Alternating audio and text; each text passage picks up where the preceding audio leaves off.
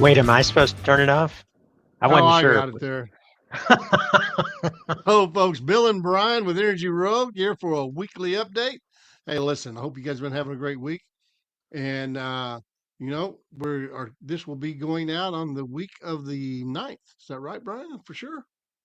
Yeah. That's I right. think it's actually we are pre-recording it, so if anything crazy is happening today, that's not what we're going to cover. But we're going to cover No, something that you can nothing, use every single day and every single nothing week. crazy happens in the summer. Why? Why did you jinx it? Why? Um, you know, but what we're going to talk about today is Now, we're folks, going to talk about, well, tell us what we're going to talk about, Bill.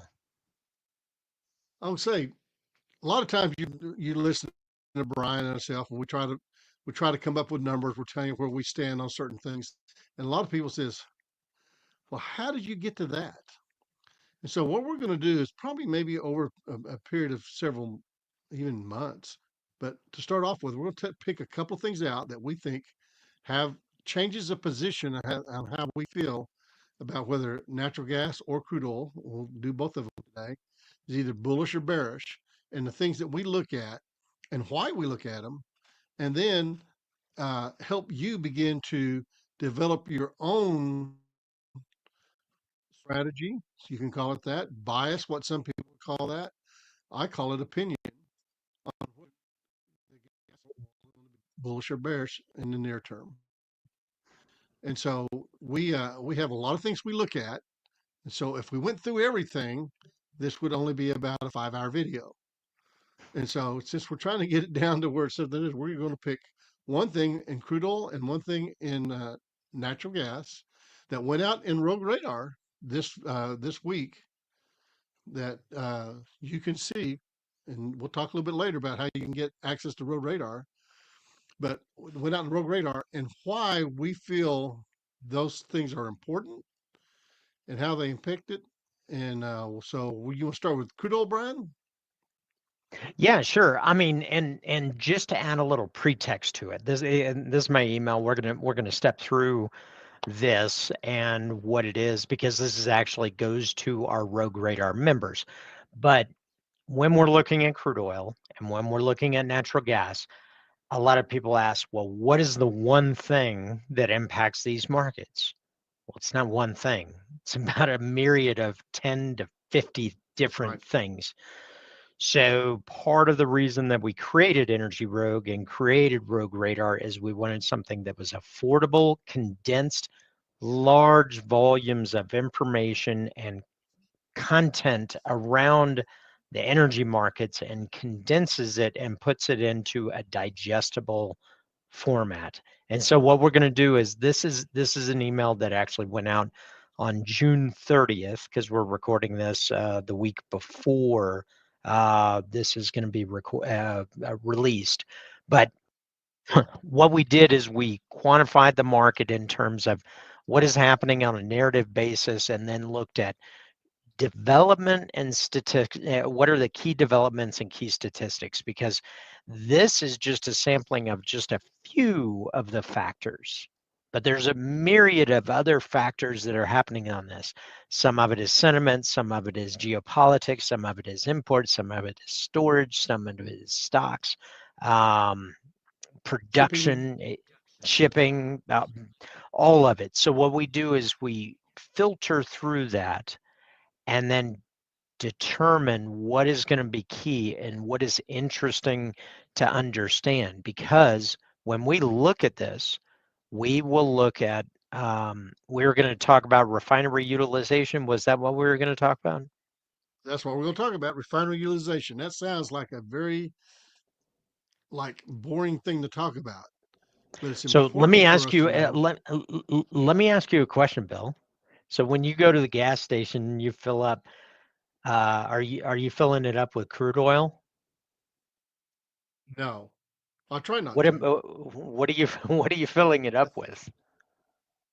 Maybe you fill it with a refined product known as gasoline, could even be known sometimes as naphtha, which is really interesting. And so there's some refining differences between Old that. to be called naphtha? I thought those were distinctly separate. Are they the They are same? distinctly different when you go after to when you go out to they can be combined is what I'm trying to say. A lot of times Oh, gasoline will be okay, combined okay. into naphtha. Gotcha, And gotcha. so and what you're getting is the refinery has processed the gasoline, and then there's additives that go to it, and that's why you see so different many different things at the pump, is because all of those are an additive to the base level of unleaded. Mm-hmm. Because you even ethanol is an additive. Right. And so, and tip for all you guys who use lawnmowers: if you got a lawnmower and you're putting regular unleaded in it, don't do that anymore. Get the one that doesn't have ethanol in it. Your lawnmower will last 3 times as long. There you go. There's your tip for Oh, the day. there you go. And it, believe me, So it took me so in 20 other years to words, learn that. you have crude oil on the front side of the refinery and then Right, refined products on the other side, and what those refined products are composed of is gasoline, is diesel, or what's called distillates, which include a basket of multiple right. products. Multiple Um, grades of diesel. Yeah, Multiple grades of diesel, and I mean, you get into fuel oil, you get into aviation, there's all kinds of different refined right. products, but And basically asphalt. crude oil is the building block. So the So refinery basically, utilization. out of a 42 gallon barrel of crude oil, you're going to get about 20, just right at 20 gallons of gasoline and right at about 19 gallons of diesel. And then the rest, believe it or not, there's a refinery. Refineries actually gain barrels. So for every 42 gallons of crude oil you put in there, you get 44 gallons of products out. Much different lesson, a lot longer lessons.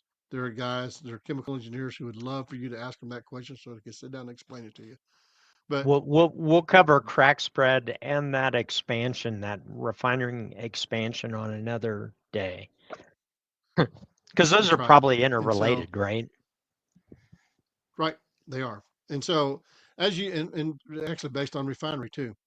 Mm-hmm. But the point being is that crude oil, you have to do something to crude oil in order to be usable as a fuel. As crude oil by itself, it will burn. And well, and if you got a chemical engineer next to you, he's gonna say, no, the crude oil's not burning. The vapor from the crude oil is burning, and that's what's burning on crude oil.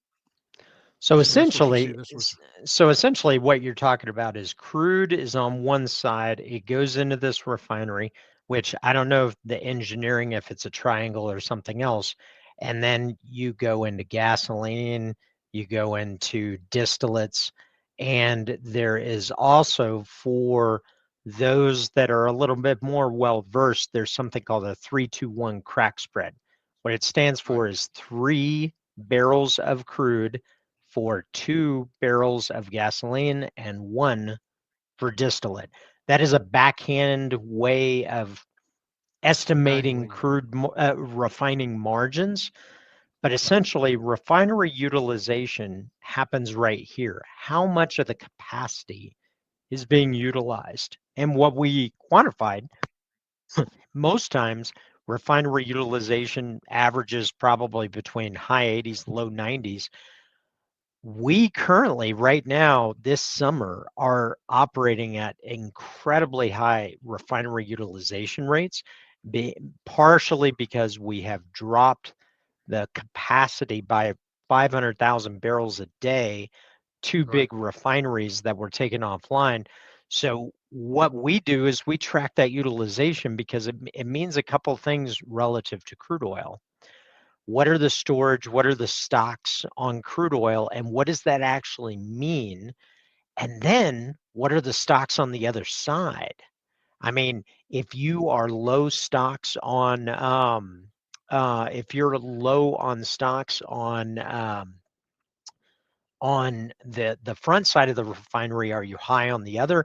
Those have price implications, and it's part of the reason that we developed uh, Rogue Radar so that you could look at refinery inputs and take a look at the current week, last week, last year, 3 years, all and in one condensed place so that you could understand, well, wait a second, commercial stocks, which are right down here, just 2 lines below that, are much lower than the 3-year average right here. So what is that telling us, Bill? So what that's telling you is that since they're below the average, and we're taking the 3-year average, what it is that there's being more of the um, refined goods pulled out than we're creating, and so that's where you start seeing um, the prices could go up because the scarcity causes prices to go up. Yeah. Well, and that's why it's important to understand what the front side of the refinery looks like on stocks, but also the back side. And it's part of the reason that we actually take a hard look at crude and product total stocks. That tells us the overall health of the crude oil market. So that's what's happening on the crude oil side. Is this is just one factor that's super important. And this With a is high utilization rate, with a high utilization rate, that means they're trying to catch up on the inventory. yes, yes. And that means that we also, and just to give a little insight here, the commercial crude stocks is lower than the 3-year average than last year and last week. So we are continuing to have kind of a bullish setup when it comes to crude oil stocks. That's the reason refinery utilization and these stocks totally matter. So so anyhow, that's what crude oil stocks have in store. How about natural gas? What is happening there? Well, it's the summer. So what happens with natural gas in the summer? It's all about weather. It's just like in the throes of winter, because we have so much electricity that is getting natural gas fired. So what you see is that you'll see the utilization of gas go higher in the summer because of the heat. And Right. so what Brian's got down here is called the heat wave impact. In other words, there's a heat wave coming across the nation right now. Uh, surprise, surprise, it gets hot in the summer. But depending, we actually track even cooling degree days, and we look at those and say, okay, what is happening here that's going to cause the price of natural gas to either go up or down in a short term period of maybe even just 2 weeks, uh, and see what that looks like. And so when Brian and I look at things, we look at the heat wave impact to see how much is that having on how much of the is that weighted toward on the price of gas. And so in Rogue Radar, when he brings this out, you see right down here where it's heat wave impact, it talks about the weather. We actually have, would you call Brendan on staff? We have a meteorologist that's working with us. Yeah. Uh, If you and haven't if you haven't watched some of our live streams, we just did one a couple weeks ago with Brendan where we talked about the July heat dome and whether or It was not last that's week. going to be fact or fiction. Yeah.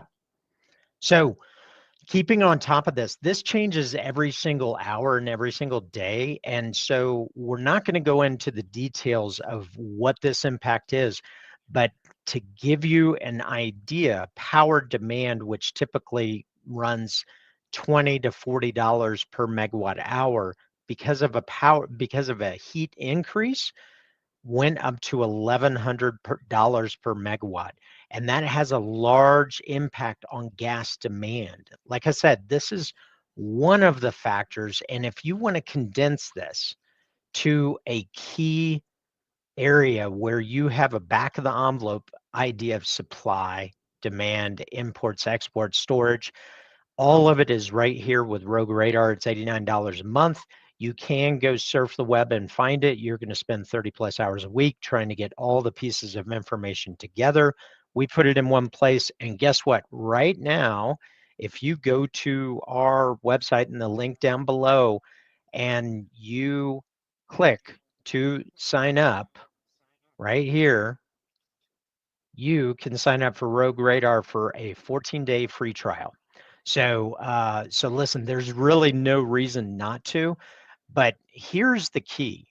If you are trading, if you are hedging, if you are in the oil and gas business and you're not staying on top of all of these factors, um, it is going to impact you and your business and the bottom line. And so what we do is we take a lot of information, condense it, and create kind of a cliff notes or a cheat sheet for how to address the market and what could be happening on what is coming ahead. It's not about where we are or where we've been; it's about where we're going. So Right. listen, click the link, come join us for 14 days. Try it out. If it's not for you, it's not for you. That is totally fine. We have customers in 5 different continents. I lost track how many of the United States and friends in Mexico and Canada. So we're growing, and we started in 2021. So we'd love to see you. We'd love to see you aboard, and we'd love to see you be a little bit more armed with information about the market We're because two dudes setting out with a common goal. There you go. Just so two dudes on the internet, man. yep. So listen, I think that's all we got time for today. We wanted to get this out there. Any parting words of wisdom, Bill? Be excellent to each other. I love it. I love it. So listen, thanks so much. Really appreciate you. Hope you have a phenomenal rest of the day, and feel free to reach out to us and click the link. 14 days free. There's nothing better than free, I don't think. So try it Yeah, out. free's always good. Yep, and we'll see you inside. So till next week, um, I'm out. You out? I'm out. All right. See you, folks.